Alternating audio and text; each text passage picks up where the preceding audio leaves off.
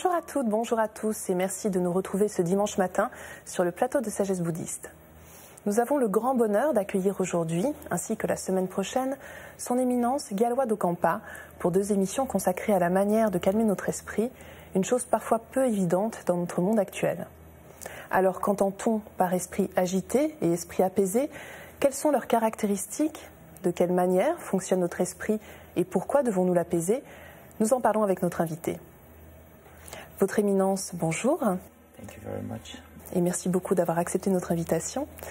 Vous êtes le Gyalwa Dokampa, plus connu sous le nom de Khamtrul Rinpoche. Vous êtes né au sein de la famille du 12e Gyalwang Drukpa, chef spirituel de la lignée Drukpa. Alors, pour commencer cette émission, votre éminence, est-ce que vous pourriez nous présenter cette lignée, la lignée Drukpa? Tout d'abord, merci de cette opportunité. La lignée Drukpa est ancienne de plus de 1000 ans. Elle vient de l'Inde et s'est établie au Tibet. Et le fondateur, Tsongpa Gyalreng, vit 9 dragons dans le ciel, un lieu précis, et il nomma sa lignée la lignée du dragon, la lignée du tonnerre. Donc cette lignée du Tibet passa ensuite au Bhoutan, le royaume du Bhoutan, puis dans différentes régions telles que le Ladakh et dans l'Himalaya. Et le point essentiel, c'est de pratiquer. L'accent est mis sur la pratique, en termes de pratique de méditation, mais aussi l'engagement dans la vie. Que la vie soit une pratique. Ça, c'est le message essentiel de la lignée Drukpa. Alors, afin de mieux faire votre connaissance, votre éminence, est-ce que vous pourriez nous parler, nous dire quelques mots de votre formation? Je fus reconnu par Sa Sainteté le Dalai Lama et Sa Sainteté le Gyalwang Drukpa. J'avais 2 ans à l'époque et quand j'avais à peu près 5 ans, on m'a conduit au monastère et puis j'ai été formé dans les pratiques habituelles à cet âge-là, le langage, les visualisations. Puis quand j'avais une vingtaine d'années, je suis allé au royaume du Bhoutan, à l'université de Tango. Et là, on étudie 9 années pour obtenir un doctorat en philosophie bouddhiste. Et puis ensuite, j'ai pratiqué les méditations plus approfondies du Vajrayana. Et puis franchement, jusqu'à ce que au moment où vous deveniez Bouddha, vous êtes en formation, à vrai dire. Alors, vous tenez beaucoup à cette tradition du bouddhisme tibétain. Vous êtes très inscrit dans cette tradition, mais vous tenez également à insuffler un souffle moderne au bouddhisme, notamment en Occident. Pourquoi est-ce que cela vous tient tant à cœur, notamment dans la transmission de vos enseignements, votre éminence? Non, en fait, plus récemment, quand mon maître, Sa Sainteté le Gyalwang Drukpa, donnait un enseignement à New York, mais il disait qu'il n'aimait pas trop l'idée de la paix. Si cela veut juste dire rester assis sans rien faire. Parce qu'à ce moment-là, cette paix-là, elle est un peu inutile. La paix doit être celle de l'esprit dans un premier temps, au travers la méditation, le développement de la compassion. Mais une fois que le développement de la compassion est advenu, il faut voir que tout dans ce monde est en interdépendance. Et quand vous avez cette compréhension, vous devez vous lever et quitter votre siège de méditation et faire ce que votre compassion, votre sagesse qui est venue de la compassion, et pouvoir influer sur le monde que ce soit différent. Comme on dit dans le Mahayana, que tous les êtres sont nos propres parents et que tout dans ce monde est interdépendant.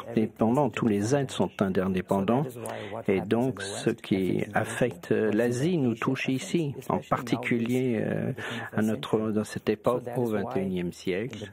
Et dans la lignée Drukpa, on met surtout l'accent sur l'amour, mais avec l'action, c'est-à-dire la méditation, mais appliquée dans une action.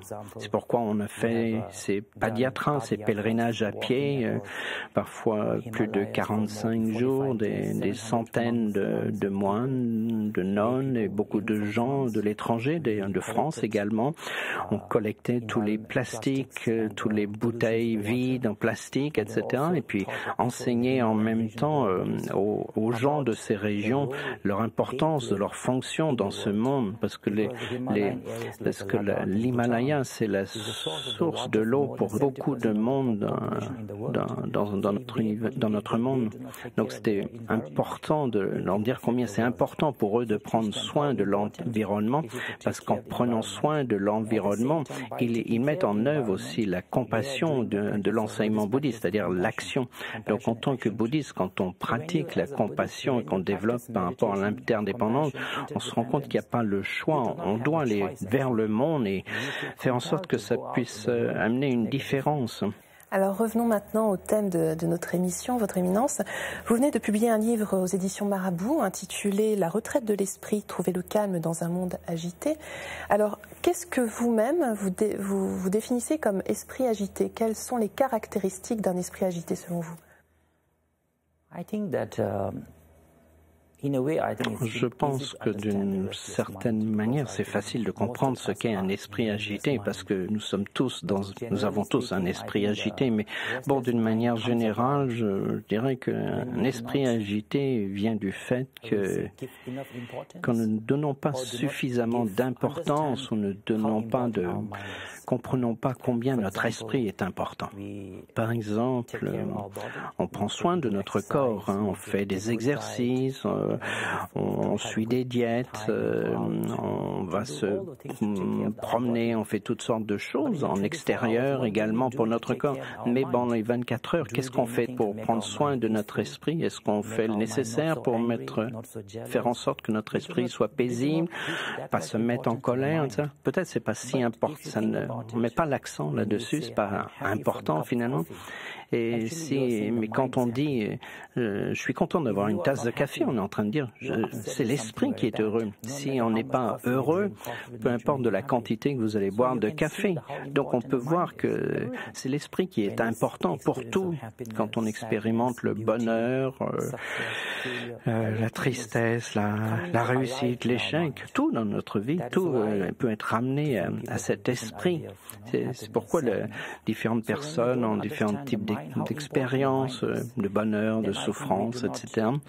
Donc quand on laisse de côté l'importance de notre esprit, finalement, que quand il est en colère, fait des choses négatives, on ne fait rien habituellement là-dessus. Puis petit à petit, on se rend compte que l'esprit peut être formé, formaté, que ce soit d'une manière positive ou négative. Et puis de cette manière, la jalousie, les autres émotions deviennent comme une seconde nature. En fait, ça n'est pas le cas. En fait, on pourrait voir que tout ce qui nous irrite, nous énerve, et on n'est pas heureux. Mais on ne sait pas pourquoi ça arrive. Ou bien on pense, mais telle personne va me rendre heureuse, ou tel travail, ou si je vais à Londres, ou si je vais à Paris, peut-être je serai heureux. Mais bon, si tout le monde qui voulait être heureux venait à Paris, tout le monde devrait être heureux à Paris ou à Londres. Mais en fait, c'est pas dans un lieu, c'est pas non plus dans la personne, c'est ce qui doit venir de la personne. Et quand on ne comprend pas, c'est à ce moment-là que l'esprit agité, non apaisé fonctionne. Alors justement, qu'en est-il plus précisément du fonctionnement de notre esprit? Parce que c'est important de comprendre son fonctionnement pour pouvoir ensuite l'apaiser. Est-ce que le problème, finalement, ce n'est pas sa vision dualiste, qui est assez générale, finalement? Yes, because from a Buddha's teaching. Oui, d'un point de vue des enseignements du Bouddha, on peut dire des enseignements du Bouddha, mais en fait, je dirais que c'est pas simplement vrai pour les bouddhistes, parce que les enseignements bouddhistes ne sont pas au sujet d'une religion, mais c'est la recherche et la réalisation de la vérité. Donc le Bouddha a enseigné que la nature de notre esprit est claire, vide, positive, que c'est la nature vide de notre esprit. L'esprit en soi n'est pas colérique, la nature de l'esprit on parle. Mais comme on ne reconnaît pas cette nature de l'esprit, alors nous avons toutes sortes de concepts dualistes, la notion de bien, de mal, de bonheur, réussite, échec, et ainsi de suite. Et donc, C'est pourquoi, par exemple, que différentes sociétés ont différentes notions, concepts du succès ou de la richesse. Ce qu'on peut considérer comme le bonheur en Occident, c'est différent peut-être de ce qui est en Asie. Mais tous ces concepts, ces notions de bonheur, de tristesse, on ne les comprend jamais comme étant des créations de notre esprit ou de notre esprit égoïste. Mais on pense qu'elles existent véritablement en tant que telles. Donc d'abord, on ne reconnaît pas cette nature brillante, claire, vide de notre esprit, et puis donc les pensées dualistes surgissent et elles disent moi, les autres, le bien, le mal.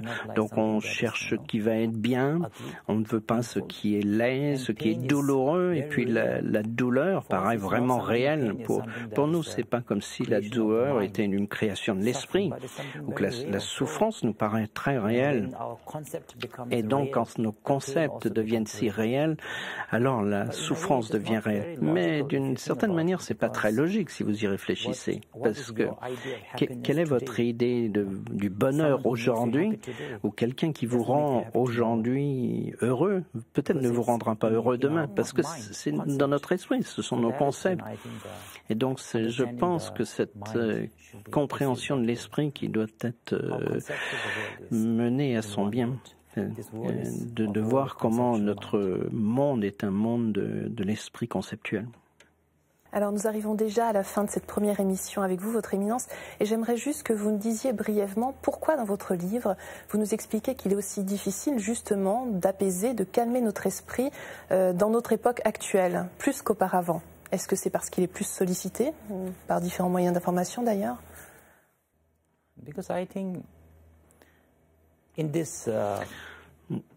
Je pense que dans la génération actuelle, je pense qu'on peut dire peut-être que ça tient l'attitude, la stratégie commerciale. Il y a beaucoup d'influences très puissantes qui vont perturber notre esprit. Par exemple, vous portez des vêtements qui sont bien à la mode et pourtant vous lisez un nouveau magazine et vous voyez, oh, c'est plus à la mode. Et puis vous pensez, je dois me mettre à la mode. Et puis vous pensez, vous sentez que beaucoup de choses dans notre monde actuel, spécialement dans notre éducation, nous donnent l'idée que pour que l'on soit heureux, on a besoin d'être Miss France ou Monsieur France, il existe. On doit tous être très riches ou d'être très bien habillés, etc. Et quelque part, on nous dit que c'est de cette manière-là que vous allez être heureux. Mais en vérité, probablement que si le bonheur venait de simplement d'être élégant ou d'être riche, alors ce serait une très mauvaise nouvelle pour la majorité des gens, parce que la majorité des gens ne vont pas être élégants comme des superstars ou ne deviendront pas riches. Qu'est-ce que ça veut dire pour ces gens-là? C'est pourquoi je pense que si on met trop l'accent sur le bonheur matériel, alors cela rend la vie moderne plus difficile pour la spiritualité. Merci beaucoup pour toutes ces explications, Votre Éminence. Nous vous retrouvons la semaine prochaine pour la suite de cette émission consacrée à la façon de calmer notre esprit. Merci. Pour terminer cette émission, voici quelques ouvrages que nous vous proposons.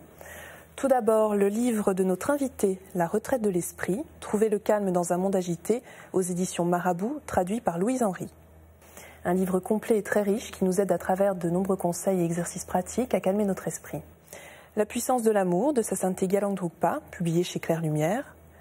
Et enfin, Tibet sacré de Philippe Rosson, aux éditions d'Hervy.